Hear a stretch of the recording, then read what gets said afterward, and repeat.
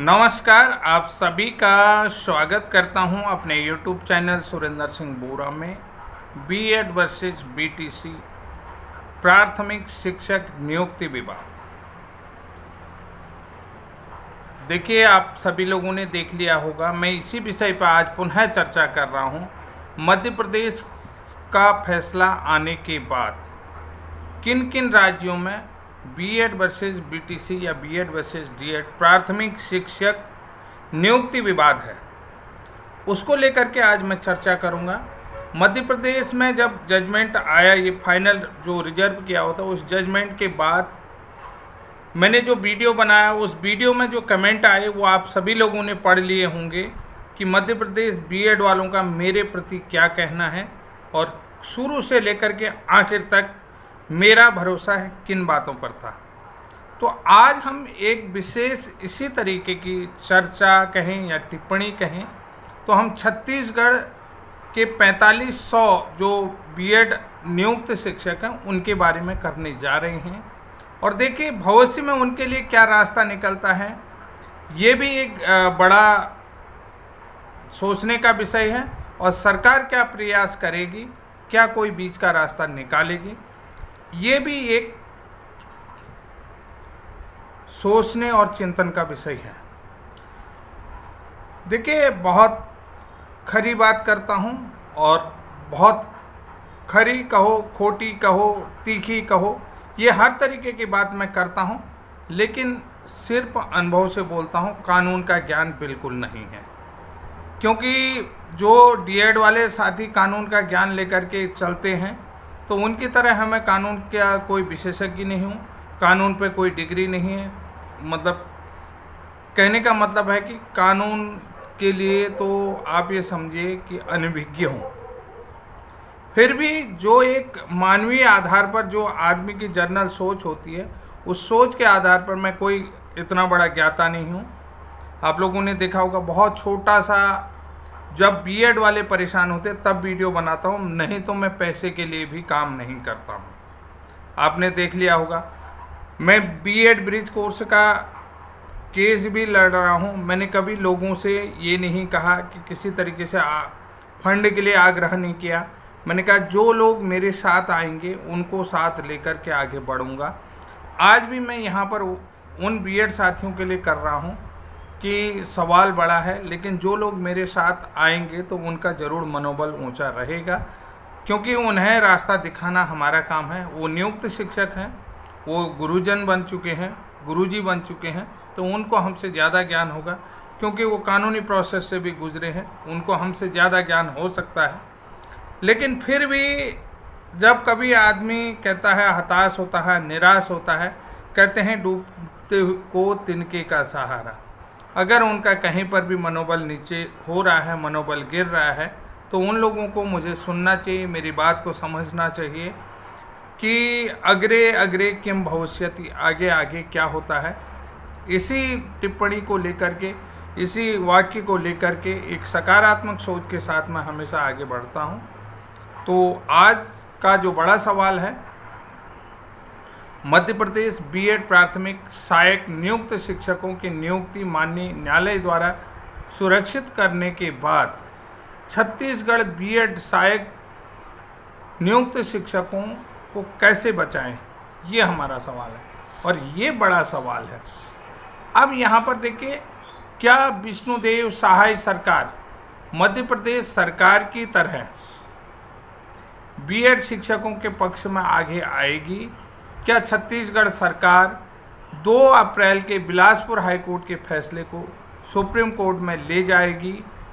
क्या विष्णुदेव सहाय सरकार 4500 नियुक्त शिक्षकों के मामले में जो राज्य के स्कूलों में अपनी सेवाएं दे रहे हैं और जिनका मामला अभी वर्तमान में सुप्रीम कोर्ट में अंडर डिफेक्ट लिस्टेड हुआ है, जिसका डायरी नंबर मैंने आपको बता दिया है 17948/2024, जो कि माननीय सुप्रीम कोर्ट में लंबित है। ये वो शिक्षक हैं जिनको राज्य सरकार के आदेश पर नियुक्ति मिली है, यानी कि जिसके लिए राज्य सरकार ने विज्ञापन लिया। अब फिर ये मामला जो है कि कोर्ट में लटका पड़ा है। समझ रहे हैं कि मैं क्या कह रहा हूं कि जिनको राज्य सरकार नियुक्ति दे चुकी है, अब इनको फिर से इनका मामला लटका दिया है, यानी कि इनका मामला लटका पड़ा है। अभी देखिए, जो शिक्षा मंत्री बृजमोहन अग्रवाल के साथ साथ माननीय मुख्यमंत्री जी के भी संज्ञान में ये बातें आ चुकी हैं, इनका मामला आ चुका है कि 2 अप्रैल को जो बिलासपुर हाईकोर्ट का फैसला है उसमें माननीय शिक्षा मंत्री बृजमोहन अग्रवाल और माननीय मुख्यमंत्री के संज्ञान में ये पहले से आया है। बहुत सारे ये मीडिया के माध्यम से भी ये मंत्रियों के, सरकार के सभी के संज्ञान में आ चुका था। अब यहाँ पर बात करते हैं कि क्या सरकार अब बीएड सहायक नियुक्त शिक्षकों के पक्ष में कोई अगला कदम उठाएगी, या मतलब कहने का सीधा सा मतलब है कि क्या राज्य सरकार इस मैटर को लेकर के सुप्रीम कोर्ट जाएगी, जैसे कि मध्य प्रदेश वाले गए हैं। शिक्षकों का कहना है, देखिए यहाँ पर शिक्षकों का कहना है हमारी क्या गलती है, जो नियुक्त शिक्षक है हमारी क्या गलती है। सरकार ने भर्ती निकाली थी, सरकार ने कहा कि इनकी ये अहर्ताएँ होनी चाहिए, मतलब बीएड डीएलएड जो भी शैक्षिक योग्यता होनी चाहिए वो लोग फार्म भर सकते हैं, और हमने फार्म भरा, यानी कि सरकार ने कहा तो हमने फार्म भरा और हमने जो है कि एग्ज़ाम क्रैक किया, यानी कि परीक्षा पास की, और हमने यहाँ तक कि हमने अन्य जहाँ भी हम सेटल्ड थे दूसरी नौकरियाँ छोड़ी और हमने यहाँ ज्वाइनिंग ली। अब देखिए यहाँ पर ज्वाइनिंग ली, हम तो सरकार के वादे के अनुसार ही आए, यानी कि सरकार के वादे के अनुसार, यानी कि सरकार ने जो विज्ञापन निकाला जिसमें शैक्षिक योग्यता सरकार ने तय की थी, उस शैक्षिक योग्यता के आधार पर हमने एग्जाम कर, बिल्कुल सही बात भी है। इस बात को आपको समझना पड़ेगा कि अब मैं बिल्कुल डायरेक्ट टू द पॉइंट आपसे बात कर रहा हूँ कि भाई जो नियुक्त शिक्षक है, जो सहायक शिक्षक छत्तीसगढ़ में नियुक्त हैं, उनका कहना है कि हमारी क्या गलती है भाई, जब सरकार ने भर्ती निकाली, सरकार ने उसकी शैक्षिक अहर्ताएँ तय की, ठीक है, 11 अगस्त के बाद हो या 11 अगस्त से पहले हो, और हमने एग्ज़ाम क्रैक किया, अन्य जगह हम नौकरी छोड़ के आए, यहाँ ज्वाइनिंग ली, क्योंकि यहाँ जॉब की श्योरिटी थी, यहाँ पर जॉब की श्योरिटी थी, यहाँ पर परमानेंट जॉब थी, जहाँ भी वो कमा रहे थे, जितना भी मल्टीनेशनल कंपनियों में थे, प्राइवेट सेक्टर में थे, जहाँ भी थे कमा रहे थे। लेकिन यहाँ पर हम तो सरकार के वादे के अनुसार आए, वादे पर आए। क्या अब आने वाला कोई बड़ा कदम सरकार इन शिक्षकों की नौकरी बचाने के लिए उठाएगी? सवाल बहुत बड़ा है। क्या आगे आने वाले समय में सरकार इन शिक्षकों की नौकरी को बचाने के लिए क्या बड़ा कदम उठाएगी? ये बड़ा चिंतन का विषय है, और अंदर सूत्रों से बात समझ में आ रही है कि सरकार, जो विष्णुदेव सहाय सरकार है, वो सरकार इन शिक्षकों को बचाने का प्रयास करेगा। जैसा कि मैंने पहले भी आप लोगों से कहा था कि छत्तीसगढ़ बीएड वाले भी बच सकते हैं, कि यानी कि जो नियुक्त शिक्षक हैं उनकी नौकरियां भी ऐसे नहीं जा सकती हैं, उनको निकाला नहीं जा सकता है, चाहे कोर्ट का ऑर्डर कुछ भी आया हो। तो विष्णुदेव सहाय सरकार जो है कि कह रही है कि सरकार से जो संभव होगा वो प्रयास करेगी, बीच का रास्ता निकालेगी। तो अगर इनके लिए बीच का रास्ता निकलेगा तो वो बहुत बड़ी अच्छी बात है, और बड़ी अच्छी खबर यहाँ पर उन लोगों के लिए आ रही है। तो कुल मिलाकर के देखो, कुछ अभ्यर्थियों के हमारे पास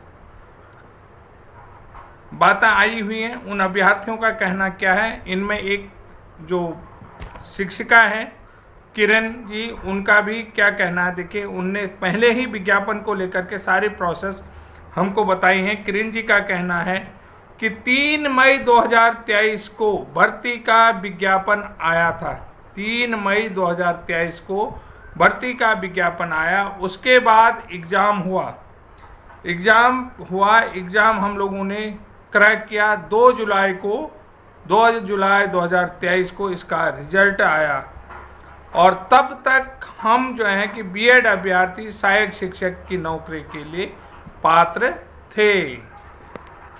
अब देखिए मामला कहाँ पर बिगड़ता है, जब तक रिजल्ट आया तब तक वो लोग पात्र थे। फिर जो है कि उनका कहना है, फिर राजस्थान का जो है कि बीएड वर्सेस बीएसटीसी केस मामले में 11 अगस्त 2023 को सुप्रीम कोर्ट का फैसला आ जाता है, जिसमें ये कहा गया कि बीएड वाले एलिजिबल नहीं हैं। किसके लिए? पीआरटी शिक्षक के लिए।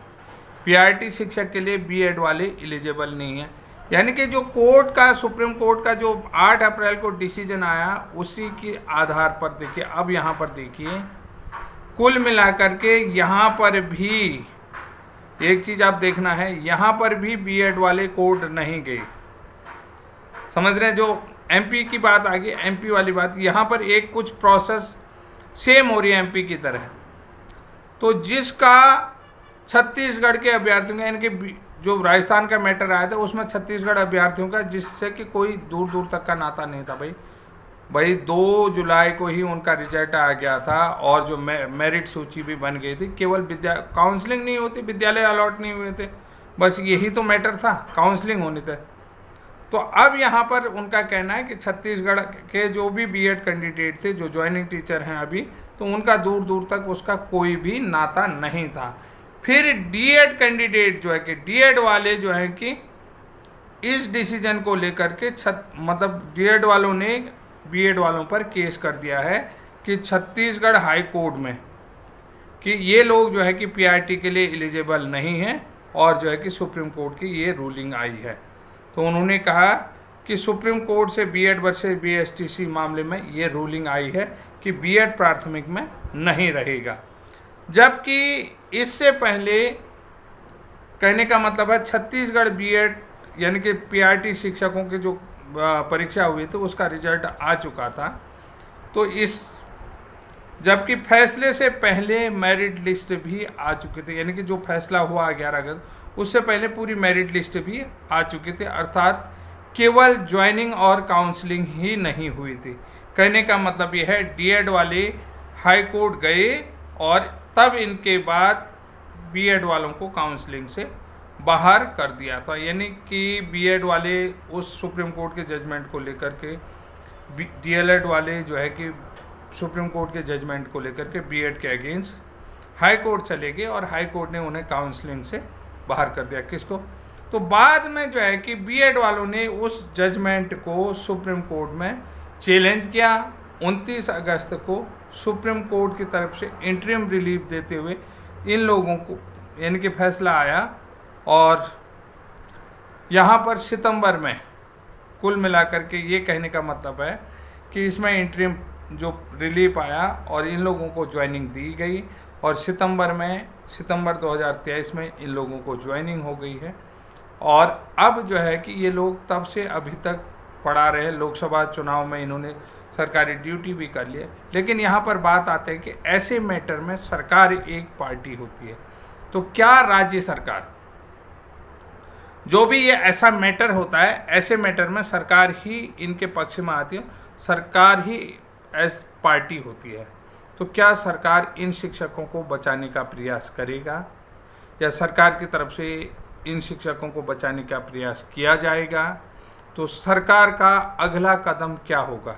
निश्चित रूप से बहुत सारे छत्तीसगढ़ के अभ्यर्थी मेरी बात को समझ गए होंगे, क्योंकि टू द पॉइंट वाइज हमने ये बात कही कि 3 मई को जो है कि विज्ञापन आता है और 2 जुलाई को रिजल्ट आता है, उसके बाद काउंसलिंग होती है, 11 अगस्त का जो डिसीजन आता है, उसके बाद डीएड वाले जो है कि हाई कोर्ट चले गए कि सुप्रीम कोर्ट ने जजमेंट दे दिया है कि 11 अगस्त के बाद बीएड वाले प्राइमरी के लिए एलिजिबल नहीं है। यानी कि 11 अगस्त को जो है बीएड प्राइमरी एलिजिबल, तो छत्तीसगढ़ हाई कोर्ट ने फैसला दिया, इसमें स्टे लगा, और स्टे लगने के बाद इनको बीएड वालों को काउंसलिंग से बाहर कर दिया।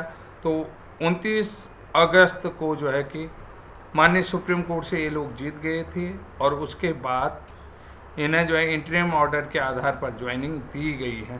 तो कुल मिलाकर के मेरा ये कहने का मतलब है, अब जो है कि सारी जो बातें आ गई हैं वो छत्तीसगढ़ सरकार के अंतर्गत आ गई हैं, और पूरा मैटर आपको एकदम शीशे की तरह मैंने क्लियर करके दे दिया है। तो यहाँ पर इन अभ्यर्थियों की वास्तव में कोई गलती नहीं है। तो उन्होंने कहा भाई सरकार ने जो विज्ञापन निकाला उसमें जो जो क्वालिफिकेशन मांगी वो क्वालिफिकेशन करा, एग्ज़ाम क्रैक किया, तो यानी कि हमने किसी का हक छीना नहीं है, और सुप्रीम कोर्ट के जजमेंट से पहले इनकी मेरिट लिस्ट आ चुकी थी। तो इनकी ज्वाइनिंग, अब देखिए जो जजमेंट आया है उस जजमेंट का इसमें क्या प्रभाव पड़ रहा है और सरकार किस तरीके से इसमें अब अपना नया कदम रखेगी और नया रुख अपनाएगी, ये देखने वाली बात है। थोड़ा सा हम अगली वीडियो में कुछ कि ये शिक्षक बाहर हो सकते हैं, नहीं हो सकते, इसको लेकर भी बात करेंगे, किस आधार पर बाहर होंगे और किस आधार पर बाहर नहीं हो सकते हैं, ये भी ज़रूर बात करेंगे। आप लोगों से मैं निवेदन करूंगा, अगर आप मेरे चैनल में पहली बार आ रहे हैं तो आप लोग प्लीज़ चैनल को सब्सक्राइब कर लें और मुझे सहयोग करें। आपके सहयोग के लिए मैं रास्ता खुद ही निकालूंगा। तब तक के लिए जय हिंद, जय उत्तराखंड।